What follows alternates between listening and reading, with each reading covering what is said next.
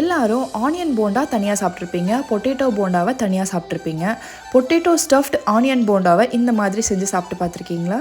செஞ்சு சாப்பிடுங்கங்க, வேறு லெவல் டேஸ்ட்டாக இருக்கும். ரொம்பவே டிஃப்ரெண்ட்டான ரெசிபி.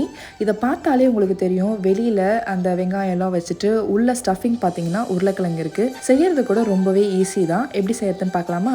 ஃபஸ்ட்டு வேக வச்ச உருளைக்கிழங்கு மஞ்சள் உப்பு போட்டு நான் வேக வச்சு மசிச்சு எடுத்திருக்கேன். அதில் ஜீரகம், இஞ்சி பூண்டு பேஸ்ட்டு, கொஞ்சமாக மிளகாத்தூள், சாட் மசாலா இல்லைனா நீங்கள் அதை ஸ்கிப் பண்ணிக்கோங்க. இது எல்லாத்தையும் சேர்த்து மிக்ஸ் பண்ணி தனியாக எடுத்து வச்சுக்கோங்க. நீல வாக்கில் கட் பண்ண வெங்காயத்தில் கொஞ்சமாக கார்ன்ஃப்ளவர், அரிசி மாவு, மிளகாத்தூள், கொஞ்சமாக பச்சை மிளகா, உப்பு இதெல்லாம் சேர்த்துட்டு ட்ரையாக அந்த மாதிரி மிக்ஸ் பண்ணிவிட்டு அதுக்கப்புறமா கொஞ்சம் கொஞ்சமாக தண்ணி தெளித்து ஜஸ்ட்டு வெங்காயத்தில் இது எல்லாமே கோட் ஆகிற அளவுக்கு இருந்தால் போதும். அதையும் செஞ்சு தனியாக எடுத்து வச்சுக்கோங்க. இது மைதா மாவில் நான் தண்ணி மட்டும் கரைச்சி எடுத்து வச்சுருக்கேன்.